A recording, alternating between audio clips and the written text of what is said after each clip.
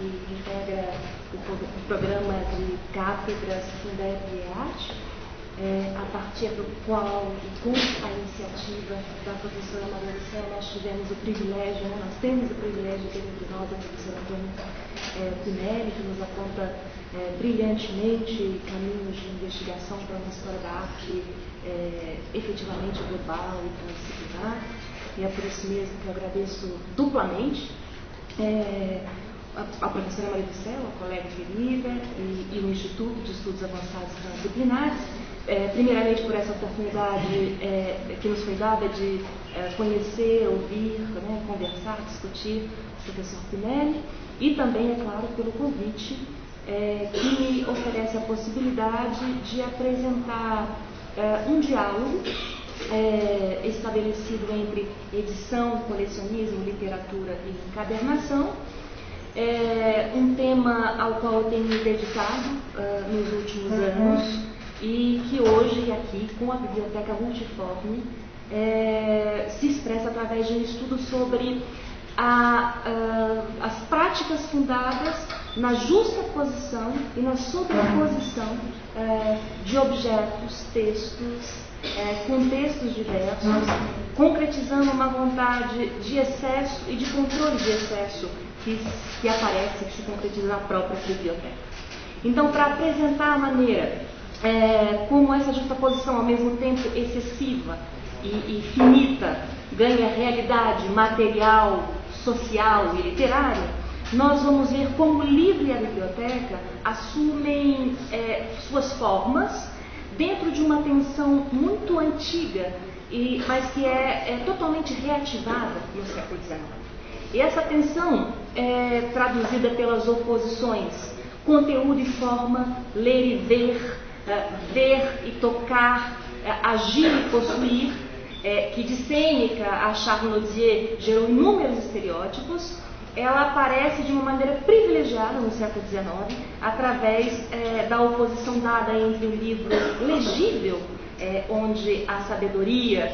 habita em humildes cartonagens e brochuras, e o livro visível, onde a verdade dorme dentro de luxuosas encadernações.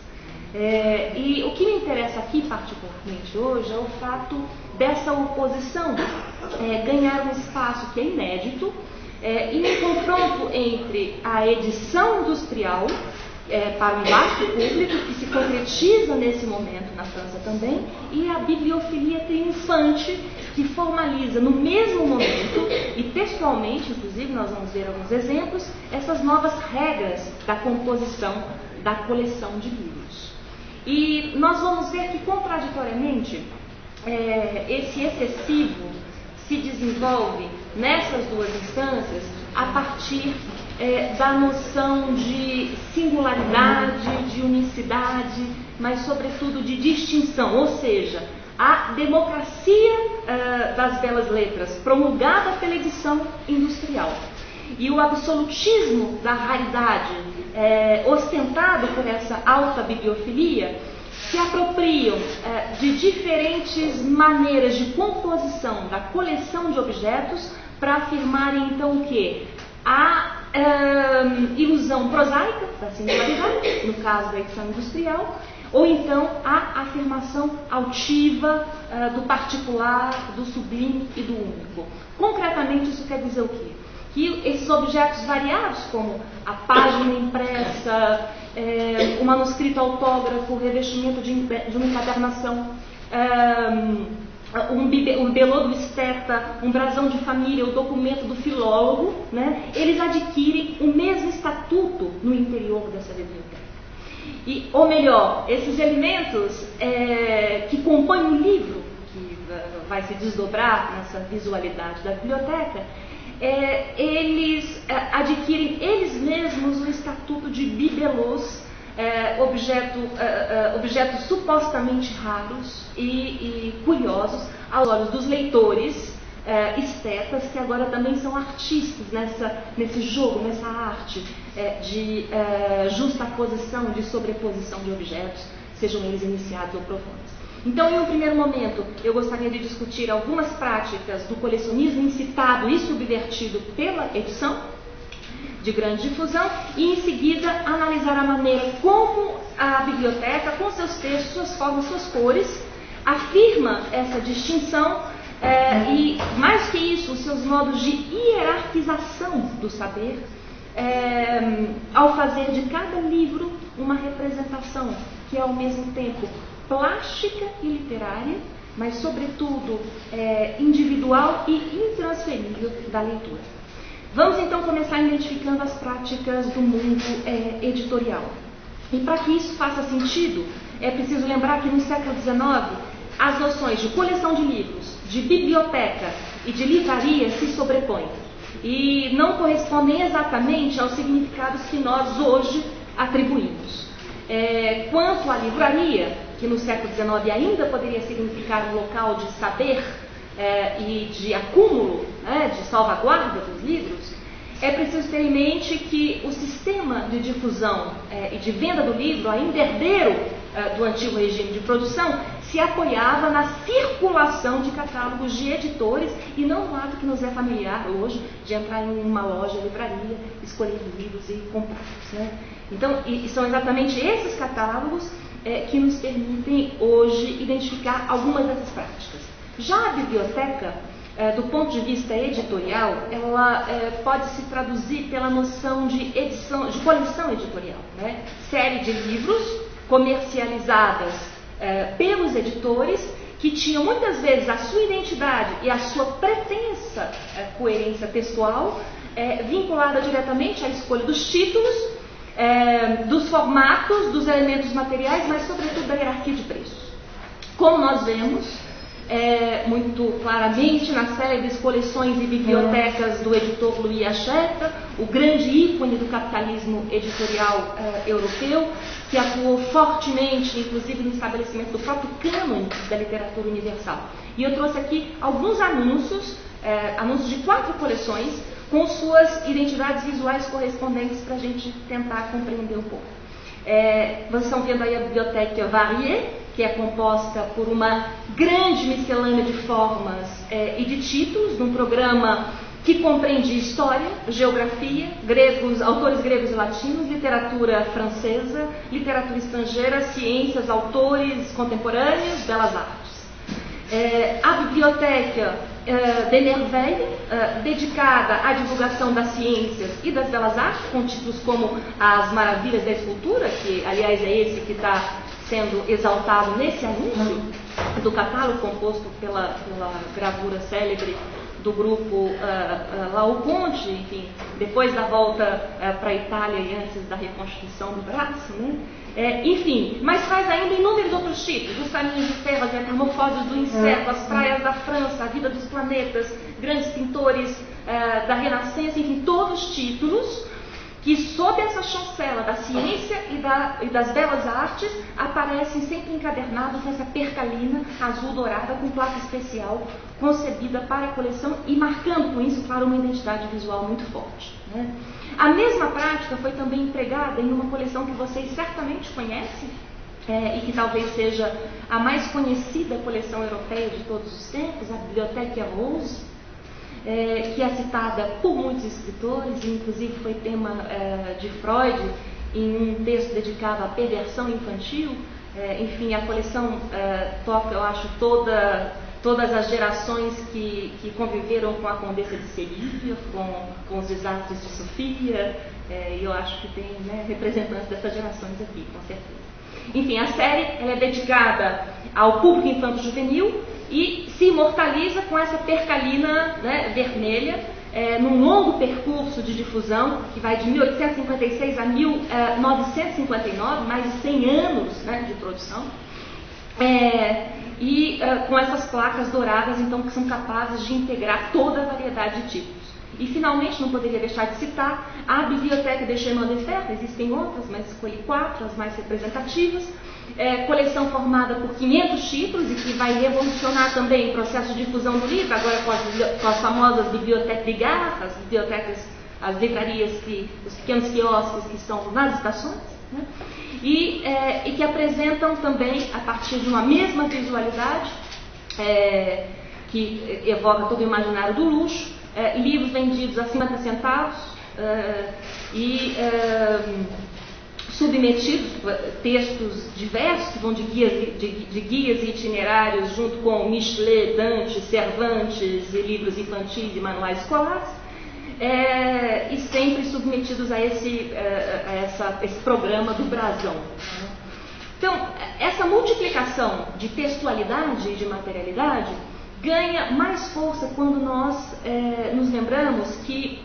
se trata aí de práticas inéditas do mundo da edição. E nós podemos falar de um fenômeno não somente francês, mas de um fenômeno europeu, em alguns casos até mesmo americano, né? Práticas que colocam em questão, então, a hierarquia dos gêneros textuais e de formas materiais do antigo regime de apropriação do livro, práticas que alimentam o programa de vulgarização das ciências e das artes, e também da afirmação triunfante do romance, é claro, esse gênero sem gênero, né, que se afirma totalmente, se confunde com a própria literatura nesse momento. Práticas viabilizadas pelas transformações técnicas do mundo gráfico, que alteram totalmente as condições de produção e permitem a multiplicação da imagem na página impressa e, claro, o vertiginoso aumento das tiragens, e práticas que devem, sobretudo, estabelecer, então, uma comunicação com um público agora anônimo, um vasto público, e não necessariamente habituado aos usos tradicionais do livro, acompanhando e alimentando o famoso projeto de alfabetização universal, iniciado lá por Guizot, né, ainda na Monarquia de Julho, e finalizado por Júlio Ferrier depois da Terceira República.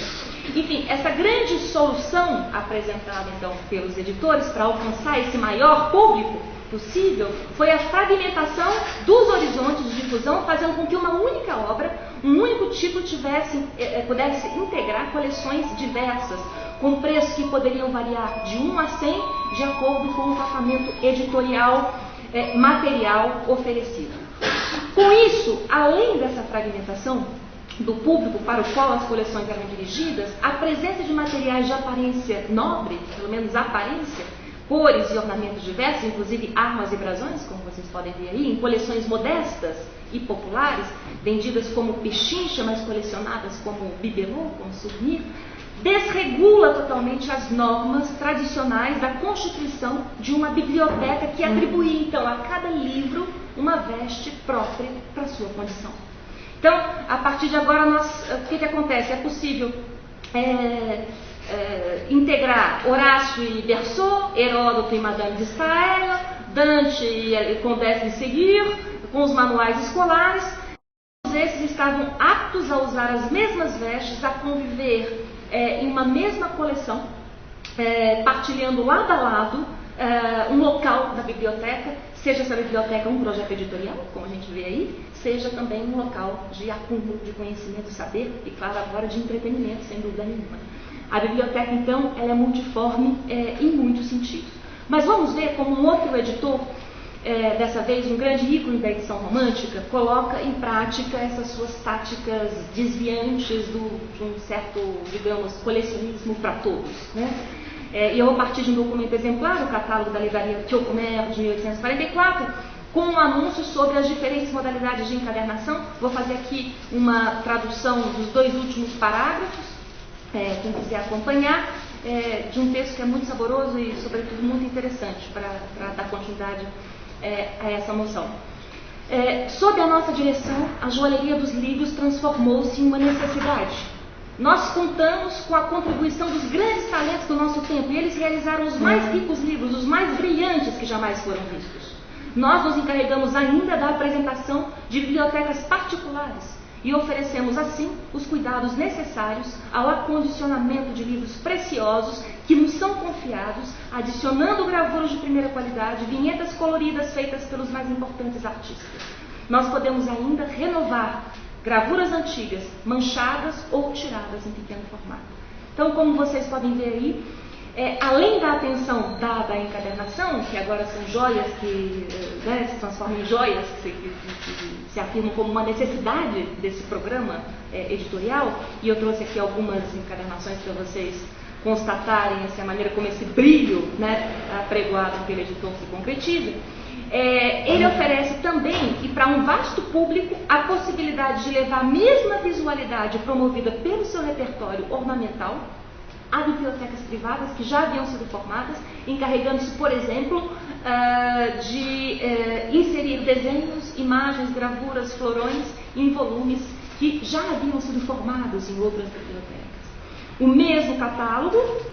passando as encadernações, o mesmo catálogo se vangloria dos seus preços módicos, né, acessíveis, apresenta também uma seção destinada à venda de brasões, armas e atributos. Né? Novamente, fazer uma rápida tradução aí do terceiro parágrafo, e o editor nos diz: nós nos encarregamos de gravar os emblemas e brasões para encadernações de maneira que cada pessoa poderá ter a preços módicos marcas e símbolos de distinção sobre todos os livros de sua biblioteca. Enfim, o que é incrível é que nesse anúncio o editor se apropria de práticas ligadas à mais alta tradição da encadernação mobiliária. Eu trouxe uma imagem do século XVIII só como referência, inaugurando uma espécie de industrialização dos signos seculares, né, de distinção concebidos pela aristocracia, e com o apoio de um ateliê de desenhistas especiais, e essa é uma expressão dele, desenhistas especiais que vão fazer esses brasões individuais para o grande público, ele propõe a reprodução de todo tipo de elemento distintivo numa espécie, né, com uma espécie de palavra de ordem, brasões para todos. Né? Então, para além, claro, do sabor da ironia, a inovação reside justamente na radicalização dessa prática de singularização do exemplar no centro de um sistema de difusão que se dirige a um vasto público e agora anônimo. Um dado importante é que em um regime editorial que apresentava tiragens médias de 2.000, 3.000 exemplares, que como era esse editor, oferecia 10.000 ou 30.000, distribuídos nas mais diferentes linhas editoriais, colocadas em circulação no catálogo, como vocês podem ver aí, religião, ciência, literatura, belas artes, enfim. Além dos símbolos de distinção, o MEL oferece também a todos os impressores, editores, jornais, gabinetes de leitura e bibliotecas a venda de ilustrações através de um catálogo especial, que inclusive tive conhecimento há pouco tempo, e que apresenta vinhetas, florões, ornamentos, alegorias, alfabetos figurados, criando com isso um programa visual que ultrapassa, é claro, né, a sua própria produção editorial, e também cuja apropriação acaba ultrapassando o domínio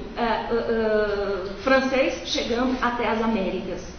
Eu não terei tempo, é claro, de abordar aqui a maneira como esse programa editorial visual é difundido e apropriado nas Américas. Isso seria tema para um outro, né, momento, e também confesso que é um dossiê de pesquisa recente, mas eu, somente para que vocês tenham uma ideia, né, da dimensão atingida pelo programa editorial desse editor, eu não poderia deixar de fazer menção à sua enciclopédia moral, Os Franceses Pintados por Eles Mesmos, o ícone da literatura de costumes que se converte rapidamente, né, num modelo, não só visual, mas num modelo literário, né, que vai se desdobrar em várias versões europeias e americanas ainda no século XIX, como foi o caso, que vocês veem aí, dos mexicanos pintados por eles mesmos. Né? E a marca do editor, a marca visual desse editor, ela não aparece somente nessa transposição do frontispício, que é claro, mas estudando catálogos também mexicanos e de outros países da América, próprios Estados Unidos, nós identificamos claramente que esse catálogo anterior que eu mostrei, de vinhetas, foi apropriado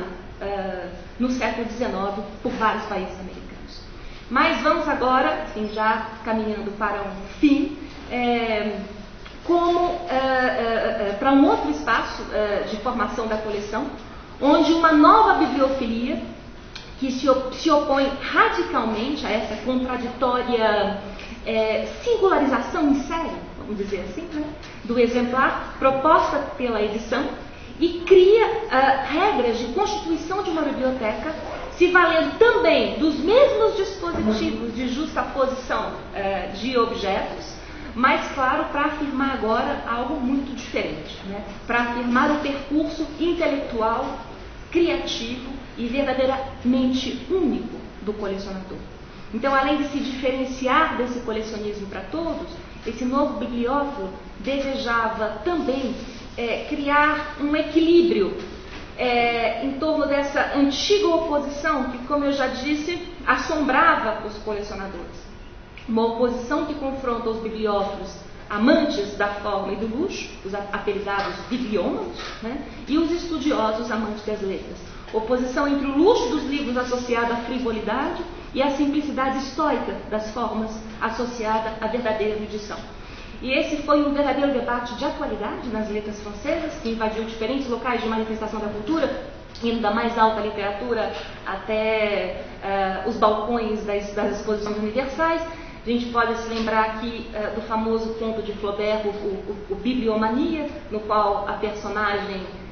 o colecionador Giacomo, um aficionado por livros que mal sabia ler, é apresentado como um homem, e eu cito Flaubert, que ama a ciência assim como um cego ama a luz do dia. E a propósito dessa tensão, Octavio Zana, figura maior dessa nova bibliofilia, né, tá realmente panfletando, ao fazer uma espécie de genealogia da figura do bibliófilo, refere-se à célebre gravura do Jean Lepaute, um bibliophile en costume de fou, estampa que aparece na série La Folie du Siècle. E essa imagem do bibliômano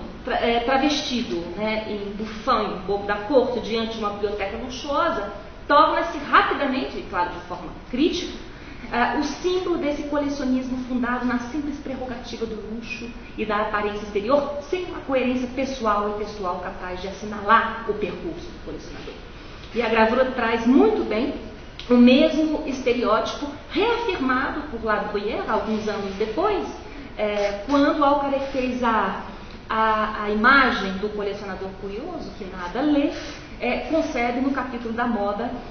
que integra, claro, os caracteres,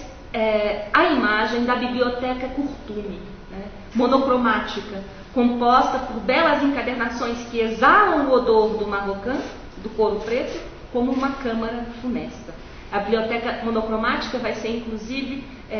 muito criticada, ridicularizada, junto com as bibliotecas também que são constituídas a partir de cores, como nós vimos lá no caso do Hachette, por essa nova bibliofilia, exatamente porque ela trabalha com o imperativo da leitura preliminar, né? E que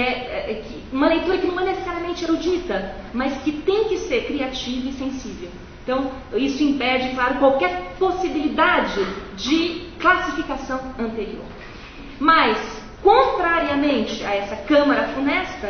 o colecionismo apregoado por essa nova bibliofilia tenta construir uma metáfora eloquente da vida e da criação. E em um livro de 88, o mesmo bibliófilo, citei há pouco, o Octavio Zana, escritor também, romancista, apresenta essa metamorfose com uma grande carga de ironia. E eu convido vocês a descobrir essa passagem,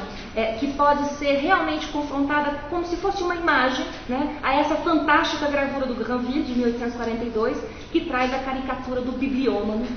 com uma legenda que foi certamente apropriada pelo Zana. E ele diz: nada é mais interessante a ser estudado do que a cristalização singular que se opera no cérebro dos apaixonados por livros. Tão estranho quanto a observação do transformismo dos himenópteros. O bibliófilo se crisalida na sua biblioteca para se revelar como borboleta, em busca dos objetos mais variados no bric-a-brac do mercado de pulgas. Quando acreditamos que encarna um eremita e um casulo marroquinado, ele se revela repentinamente alado no ardor da caça ao bibelow. Então, o colecionador,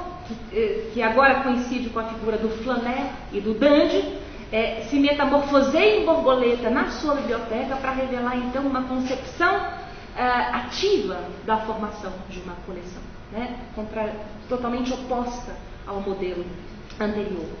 Concretamente, como que isso acontece? A ideia era produzir livros arbitrariamente raros, com tiragem limitada e papel especial, estabelecido a partir de um contrato estabelecido com os mesmos editores, que também trabalhavam para a edição industrial. Posteriormente, claro, esses livros seriam distribuídos nesse grupo, da bibliofilia, e posteriormente sofreriam acréscimos pessoais e individuais com objetos, como um autógrafo, uma encadernação, uma imagem, uma marca de propriedade, um recorte de jornal, a carta de um amigo, enfim, uma embalagem. Um outro colecionador, também célebre escritor, o Edmond Goncourt, nos mostra essa concepção pessoal, criativa e diria mesmo nômade da biblioteca. E nós vemos com ele que o ato de colecionar não está presente só na coleção, e migra também para a literatura, para a sua própria concepção de literatura, a partir do qual o ato de escrever no interior das novas poéticas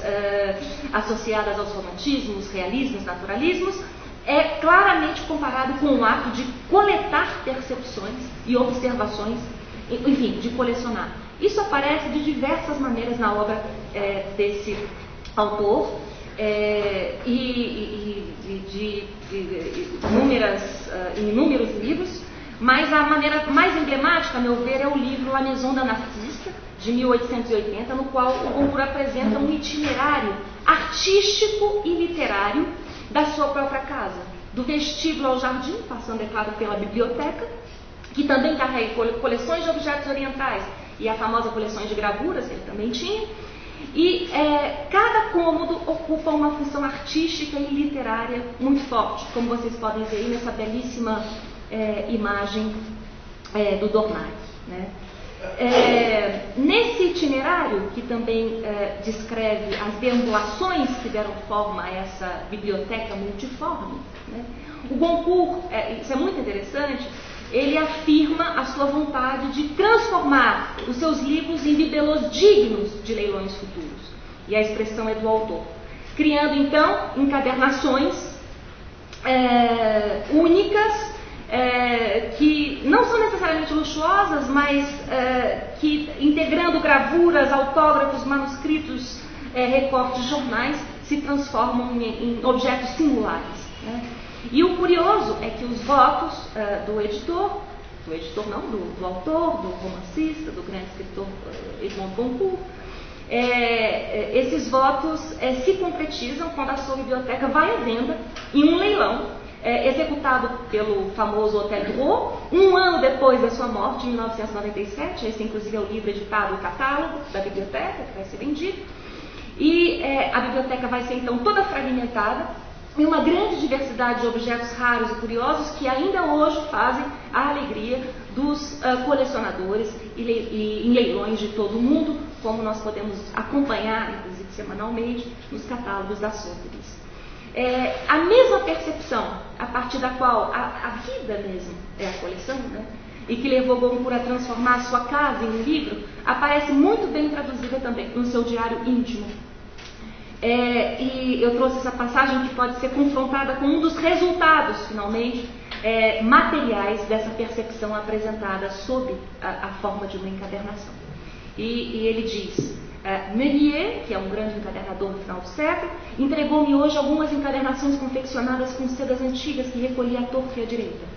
Elas compõem uma ornamentação de livros extremamente atraente, e uma coleção de livros assim guarnecida tem ainda o mérito de ser um álbum de amostras de vestido do século XVIII.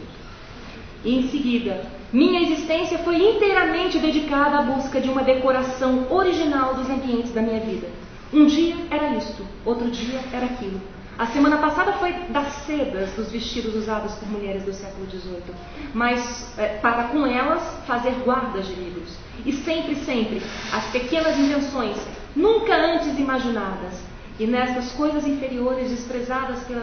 pelas naturezas não artistas, eu teria dispensado a mesma carga de imaginação distendida nos meus livros. Então, essa atenção aí devotada às coisas interiores, essa busca pelo ambiente original da vida, e nessa justaposição de objetos variados, né, como um ato de criação, se desdobra também, e eu finalizo com isso, em uma concepção teórica da literatura, traduzida pela noção de acúmulo e de armazenamento, que aparece claramente no prefácio do romance Frères Enganaux, como uma definição das exigências mesmas do romance realista, com excesso e controle de excesso. E em uma formulação que se tornou muito conhecida, o escritor afirma ter concebido o seu romance, eu cito, através de imensos armazenamentos de observações, de inúmeras notas redigidas sob a lente de monóculos, da acumulação de uma coleção de documentos humanos semelhantes aos montes de cadernetas que representam, na morte de um pintor, todos os perfis da sua vida. Pois, digamos bem alto, os documentos humanos fazem os bons livros. E aqui, conteúdo e forma, vida e ficção, literatura e biblioteca, texto e imagem, se materializam no livro e, claro, no texto, que é nesse momento a própria coleção. Contudo, acho que é preciso refletir que nesse jogo aparentemente democrático e efetivamente subjetivo, que assegura a singularização do exemplar, ele reforça a distinção mais extrema, agora pessoal e intransferível. E nesse sentido, a herança maior dessa antiga tradição, que é caracterizada pela hierarquia das formas, e ela continua, mas ela é transmutada em criação original. Então, seja no mundo da edição industrial, seja no mundo da bibliofilia, o editor e o colecionador assumem plenamente o papel de criadores, mostrando suas competências na arte da justaposição e do armazenamento de observações que fazem da biblioteca uma coleção de objetos variados. Eu agradeço a atenção.